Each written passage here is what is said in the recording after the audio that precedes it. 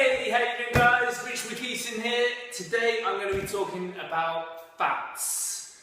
So I've been putting off doing this video simply because there is so much information about fats and a lot of it is really misleading and I didn't know where to start, and I hope that today I managed to just cover the basics of it and give you some idea of where we need to be with it. So let's start with the bad side of fats, or why people might think they're bad. For a long time, fats have been, I would say, demonised, and that probably came about some research in the 60s and 70s which showed a big link between fat and heart disease and cancers, and the government advice at that time was to cut down fat, and that's when we started to see things like increased sales of margarine and lots of low-fat products coming onto the market. Now, people still carried on getting overweight. Fat wasn't necessarily the problem, but we're going to talk a bit more about that in a moment.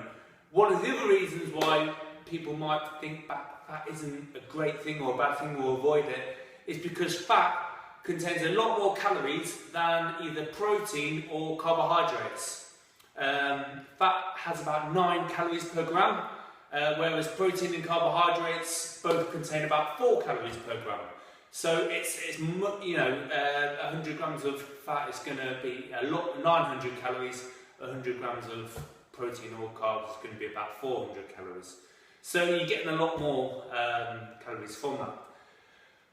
So that was when it became demonised. Now, since then, fat has started to become vindicated a little bit, and there is a lot of different opinions on this topic. Some people think fat is very healthy and that you can eat fat to lose fat. You can't, but there's a lot of this kind of talk out there. Now, to some extent, fat is very healthy. We do need fat in our diet. We've got trillions of cells, and each one of those cells has a lipid bilayer, so it's covered in fat. Fat also performs a lot of other really important functions in our body. Fat makes a really significant part of our brain, and having the right fats in our diet, particularly things like omega-3, they can help with having a good, healthy brain and allowing it to function well. Also our eyes, our organs, our hormones. Fat plays such an important, crucial role in our health and our well-being. So we do need fat in our diet. We do need some. That is true, for sure.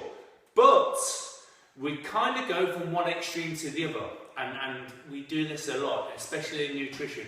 So people go in and say completely no fat, zero fat, boil everything, have low fat products, completely cut out fat from the diet, and that didn't work. And then you've got other people saying, yay, fat's a good thing, eat loads of fat, you won't put on weight, fat's great, and that's not good either.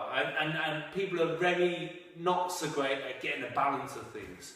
And I think that's what we need to do, is just to kind of get a grip of what fats are good, why we need it, and how much we need to get in our diet. Okay, so I've just kind of made a few notes here.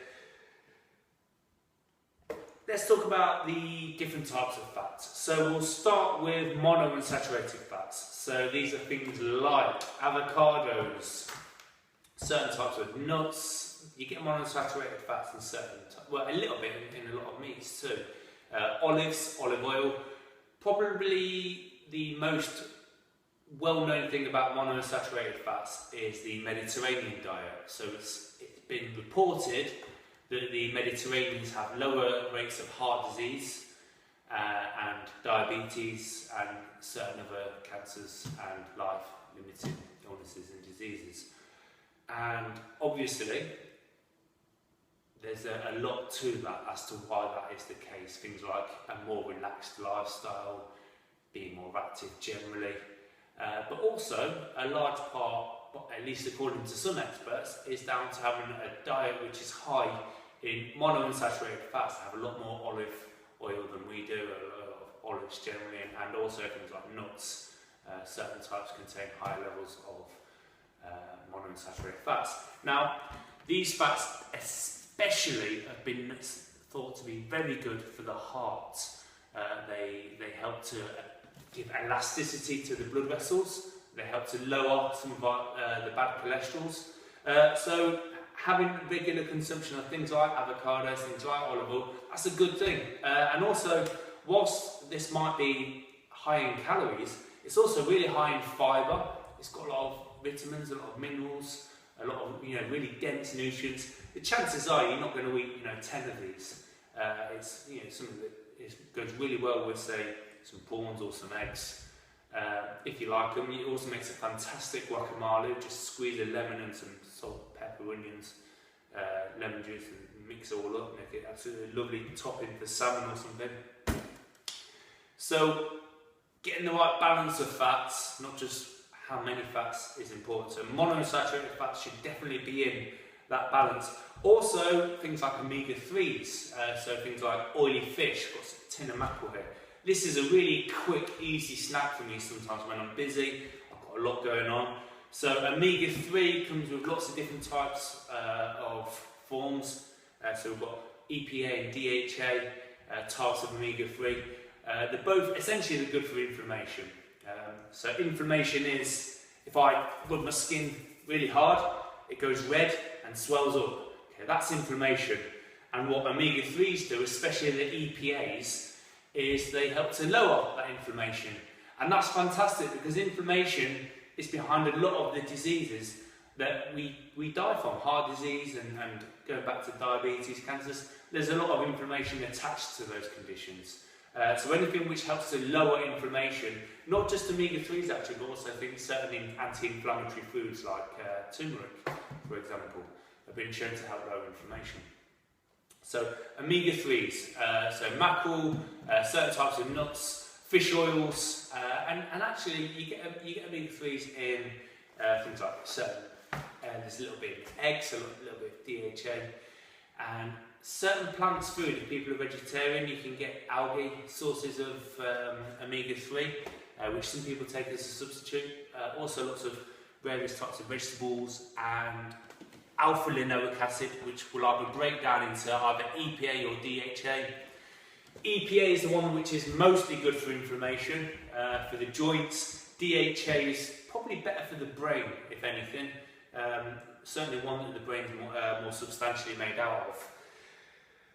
Finally, moving on, okay, we're just going to cover saturated fats. So butter, coconut oil, and things like sausages, burgers, mostly meat products. So saturated fats, that's probably the one that is most demonised. And quite possibly that's a good thing. There is a lot of research and a lot of studies showing that saturated fats have strong links to certain types of cancers and heart disease. Now, possibly, that's because most of those studies showed people who ate a lot of sausages and burgers and they were the sources of saturated fats. That might not be the case where somebody has the occasional sausage or burger, but most of their diet consists of healthy foods and they're very active and they lead a healthy lifestyle.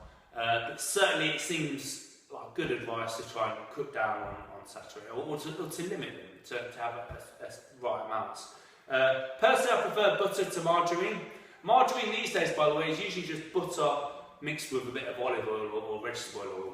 It used to be that margarine was quite heavy in trans fats, which, funnily enough, people switch from butter to margarine to get a healthy lifestyle, and actually ended up at a higher risk of heart disease because of the high level of trans fats. We won't go too much into trans fats because they're not as much of an issue as they used to be.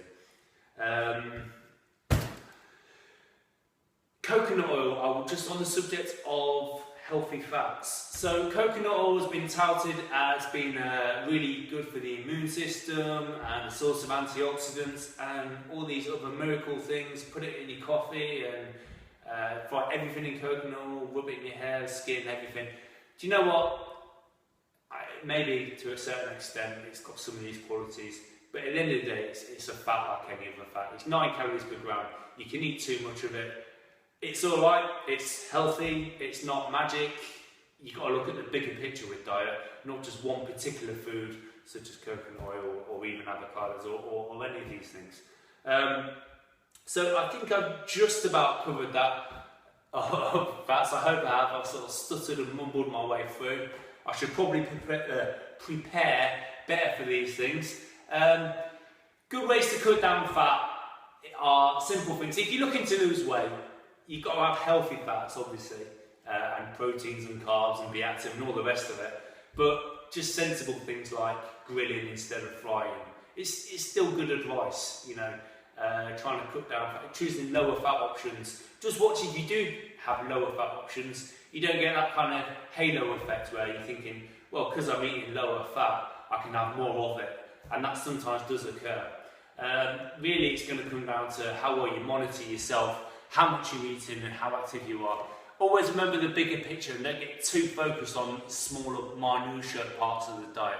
It's a kind of reductionist approach to nutrition, and that's why a lot of people don't do so well with it. You've got to stay focused on the larger game of it. Right, so I hope you found that useful. I've only kind of really skimmed the surface of it. I just hope I've given you a bit of useful information, really. And that's it. Thank you very much for watching this. I hope you like my videos. Give me some comments, share them, and I'll produce some more. And thanks a lot. Cheers.